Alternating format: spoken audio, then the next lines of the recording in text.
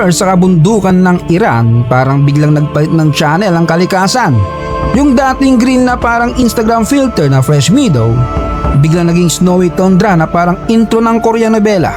Dati-rati open road lang at mga damuhan para sa mga nomadic tropa. Pero ngayon, putik, malakas na hangin at lamig na parang freezer sa palengke. Araw-araw survival challenge, protektahan ang mga hayop kasi baka magyelong parang ice candy at bantayan ng apoy. Dahil pag namatay, goodbye init, hello Yossi Boy Vibe. Sa video na to makiki-third wheel tayo sa daily life ng mga nomad sa bundok ng Iran tuwing winter. At hindi lang basta tour ito, full package, pagkain, kultura, tradisyon, at syempre yung sikreto nila kung paano pa rin sila nakakangiti kahit binabanatan ng kalikasan.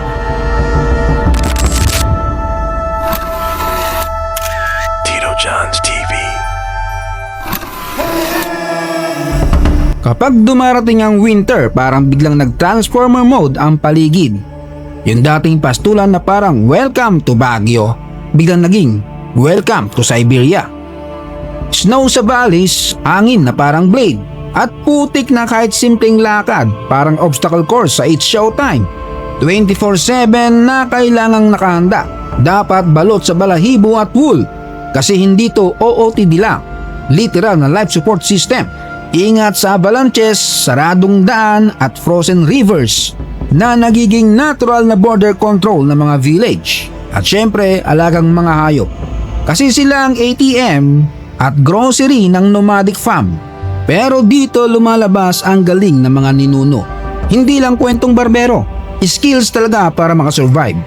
Alam nila kung saan tatakas pag snowstorm, paano protektahan ang hayop at anong resources ang dapat sagipin. Sa kabila ng snowstorm na parang walang katapusan, tuloy pa rin ang buhay. Dito mo makikita na ang relasyon ng tao at kalikasan ay hindi lang puro away, kundi adjust din para mabuhay. Umaga pa lang, gera na. Madilim pa pero may icy wind na parang electric fan na nakaturbo sa mukha mo. Unang mission, sindihan ng apoy para hindi maging yelo ang buong pamilya. At syempre para makapagtimpla ng mainit na tsaa. Dahil kung walang tsaa, walang laban. Kung walang kahoy, walang init.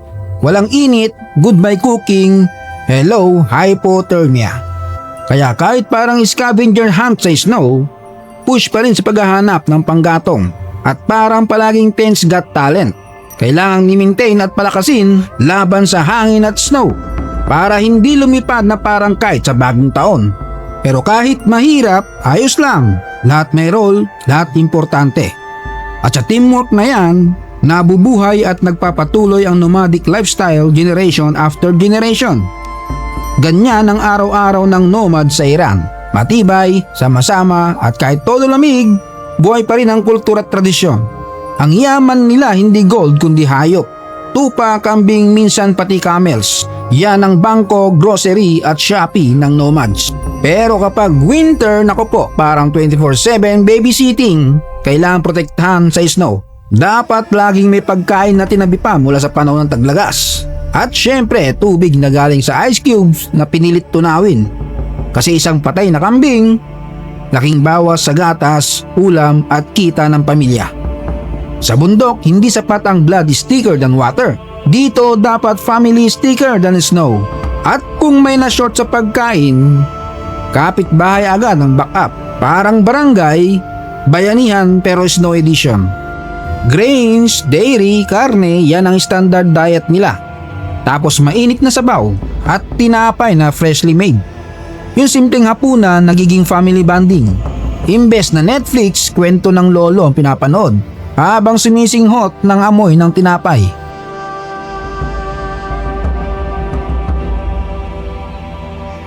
Isipin mo, isang hakbang lang, parang nag-gym ka ng 3 oras. Snow na dahan-dahan kung bumagsak, pero pag naipon biglang harang sa daan. At pag nag-storm, literal blackout. Parang sinara ng Diyos ang ilaw ng mundo. Kaya kailangan palaging ready. Tent na matibay, apoy na hindi pwedeng mamatay, at muscles na pangtanggal ng snow sa bubong. Walang libro, walang module dito, hands-on agad. Ang mga bata sumasama sa magulang para mag-alaga ng hayop. Natuto silang kilalanin kung darating ang bagyo, marunong magtayo ng tent bago pa man makapaglego. Yan ang ancestral tutorial, pass on generation to generation. Yung mga damit nila na gawa sa hinabing wool, hindi lang pampainit sa lamig, kundi parang cultural badge of honor. Sa sobrang harsh ng winter, hindi sapat ang pagkain at tirahan. Kailangan din ng kultura para mabigay ng sense, pride at dahilan para magpatuloy. Parang sinasabi ng nomads, kung wala kang kwento, wala kang laban. Habang tayo busy maganda sa darating na Pasko, sila busy mag-imbak na parang end of the world. Grains at harina tinatago sa secure na containers. Parang pantry na wala expiration date. Karne at dairy products pinoproseso para mas tumagal, na kahit walang ref, buhay pa rin ang ulam. Kasabay nung tent reinforcement time. Hindi pwede yung tent na one time big time. Dapat matibay, pangharang ng hangin, snow at lamig na parang freezer sa palengke. At syempre dapat sigurado na may enough stock para sa mga hayop. Kasi sila ang tunay na cash cows. Kung gutom ang mga alaga, gutom din ang pamilya. Walang space para sa bara-bara. Pag nagkulang ka ng plano, winter mismo ang mag-drop ng eviction notice. Pero hindi lang puro hirap. Pagkatapos ng snowfall, parang buong mundo nakamute. Tahimik na parang heaven on earth. Sunrise sa icy peaks, gold to pink gradient na parang IG filter ng kalikasan. Tunog ng mga hayop na naglalakad sa snow, usok ng tsa sa umaga, at apoy sa loob ng tent versus nagyayelong bundok sa labas. Simple pero cinematic ang feels. Tuwing winter hindi lang laban, isa rin itong oras ng pagninilay kung saan ang poetry ng kalikasan nakasama sa struggle ng buhay. Kahit harsh, may harmony.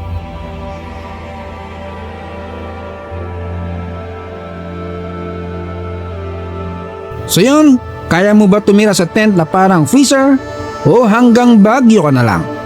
Kung na-inspire ka o nalamigan ka sa kwento na to, i-like mo na yan at syempre mag-subscribe para sa next biyahe natin.